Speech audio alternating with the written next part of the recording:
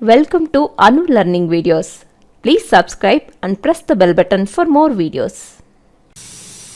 Hi friends, ಇವತ್ತು ನಾನು ಒಂದು ಸ್ವೀಟ್ ರೆಸಿಪಿ ತೋರಿಸ್ತಾ ಇದ್ದೀನಿ, ಶಾವಿಗೆ ಪಾಯಸ. ಅದನ್ನ ಹೇಗೆ ಮಾಡೋದು, ಅದಕ್ಕೆ ಏನೇನು ಇಂಗ್ರೀಡಿಯೆಂಟ್ಸ್ ಬೇಕು ಅಂತ ನೋಡ್ಕೊಳ್ಳೋಣ ಬನ್ನಿ. ಮೊದಲಿಗೆ ಒಂದು 100 ಗ್ರಾಮ್ ಅಷ್ಟು ಶಾವಿಗೆ ತಗೊಂಡಿದ್ದೀನಿ,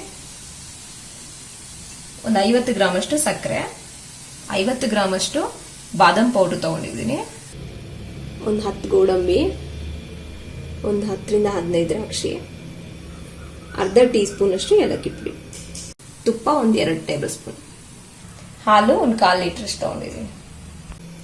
ಈಗ ಮಾಡೋ ವಿಧಾನ ನೋಡೋಣ. ಒಲೆ ಮೇಲೆ ಒಂದು ಪಾತ್ರೆ ಇಟ್ಕೊಂಡಿದ್ದೀನಿ, ಅದಕ್ಕೆ ನಾನು ತಗೊಂಡಿರೋ ತುಪ್ಪ ಹಾಕೊಳ್ತಿದ್ದೀನಿ. ಅಷ್ಟನ್ನು ತುಪ್ಪ ಕಾಯ್ಲಿ.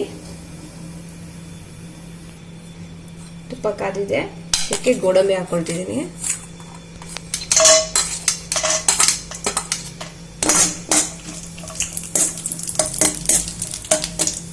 ದ್ರಾಕ್ಷಿ ಹಾಕೊಳ್ತಿದ್ದೀನಿ. ದ್ರಾಕ್ಷಿ ಸ್ವಲ್ಪ ದಪ್ಪ ಆಗೋವರೆಗೂ ಹುರ್ಕೊಂಡು ತಕ್ಕೊಳ್ತೀನಿ.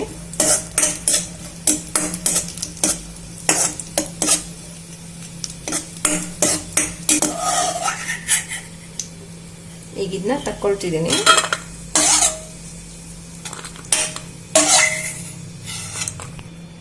ಇದೇ ಪಾತ್ರೆಗೆ ನಾನು ತಗೊಂಡಿರೋ ಶಾವಿಗೆ ಹಾಕೊಳ್ತಿದ್ದೀನಿ.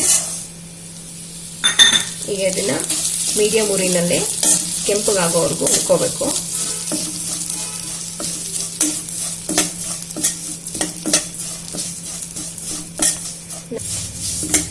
ನಾನು ಇನ್ನೊಂದು ಪಾತ್ರೆಗೆ ನಾನು ತಗೊಂಡಿರೋ ಹಾಲು ಮತ್ತೆ ಒಂದು ಅರ್ಧ ಲೋಟ ನೀರು ಹಾಕೊಂಡು ಕುದಿಯೋಕೆ ಇಟ್ಕೊಂಡಿದ್ದೀನಿ, ಪಾಯಸ ಬೇಗ ಆಗುತ್ತೆ ಅಂತ.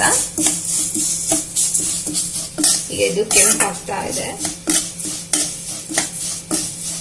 ಶಾವಿಗೆ ಕೆಂಪಾಗ್ತಾ ಇದೆ. ಇದಕ್ಕೆ ನಾನು ಹಾಲು ಮತ್ತೆ ನೀರು ಮಿಕ್ಸ್ ಮಾಡಿದ್ದೀನಲ್ಲ ಅದನ್ನ ಹಾಕೊಳ್ತೀನಿ. ಇದನ್ನ ಹಾಕ್ಬೇಕಾದ್ರೆ ಹುಷಾರಾಗಿ ಹಾಕಿ, ಎರಡು ಬಿಸಿ ಇರುತ್ತೆ, ನೋಡ್ಕೊಂಡು ಹಾಕೊಳ್ಳಿ, ಸ್ವಲ್ಪ ಬೇಕಾದ್ರೆ ಉಳಿಸ್ಕೊಳ್ಳಿ.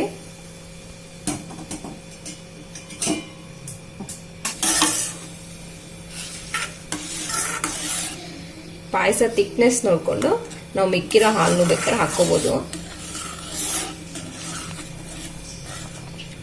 ಸ್ವಲ್ಪ ಚೆನ್ನಾಗಿ ಬೇಯಲಿ. ಶಾವಿಗೆ ಎಲ್ಲ ಬೆಂದ್ಮೇಲೆ ನಾನು ಸಕ್ಕರೆ ಹಾಕೊಳ್ತೀನಿ.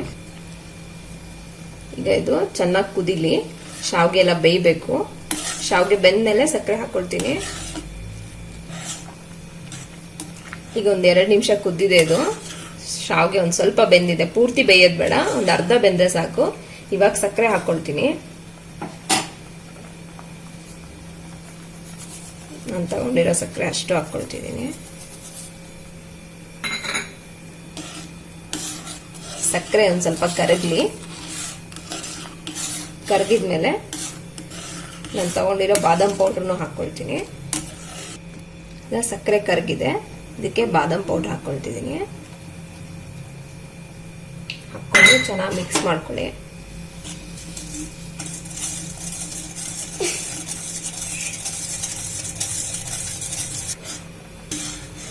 ನಾನು ಪಾಯಸಕ್ಕೆ ಮನ್ನಾ ಬಾದಾಮ್ ಮಿಕ್ಸ್ ಪೌಡರ್ನ ಯೂಸ್ ಮಾಡಿದ್ದೀನಿ. ನಿಮಗೆ ಯಾವುದು ಅವೈಲೇಬಿಲಿಟಿ ಇದೆ ಅದನ್ನೇ ಹಾಕೊಳ್ಳಿ. ಸ್ವಲ್ಪ ಗಟ್ಟಿ ಆಗ್ತಿದೆ ಕುದ್ದು. ನಾನು ಅದಕ್ಕೆ ಮಿಕ್ಕಿರೋ ಹಾಲನ್ನು ಇದಕ್ಕೆ ಸೇರಿಸ್ಕೊಳ್ತಿದ್ದೀನಿ.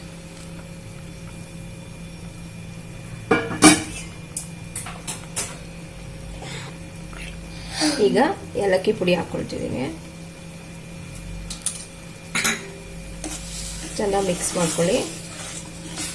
ಶಾವಿಗೆ ಬೆಂದಿದೆಯಾ ಇಲ್ಲ ನೋಡ್ಕೊಳ್ಳಿ. ಬೆಂದಿದೆ, ಇಷ್ಟ ಆದರೆ ಆಯಿತು. ಕೊನೆಯದಾಗಿ ನಾನು ದ್ರಾಕ್ಷಿ ಗೋಡಂಬಿ ಹಾಕೊಳ್ತಿದ್ದೀನಿ. ಹಾಕೊಂಡ್ಮೇಲೆ ಸ್ಟವ್ ಆಫ್ ಮಾಡಿ ಇದನ್ನ ಒಂದು 5 ನಿಮಿಷ ಪ್ಲೇಟ್ ಮುಚ್ಚಿ ಹಾಗೆ ಬಿಡಿ, ಚೆನ್ನಾಗಿ ಹೊಂದ್ಕೊಳ್ಳುತ್ತೆ. ಆಮೇಲೆ ಸರ್ವ್ ಮಾಡಿ. ಈಗ ರುಚಿಯಾದ ಶಾವಿಗೆ ಪಾಯಸ ರೆಡಿಯಾಗಿದೆ. Thanks for watching this video. If you like this video, please subscribe to my channel.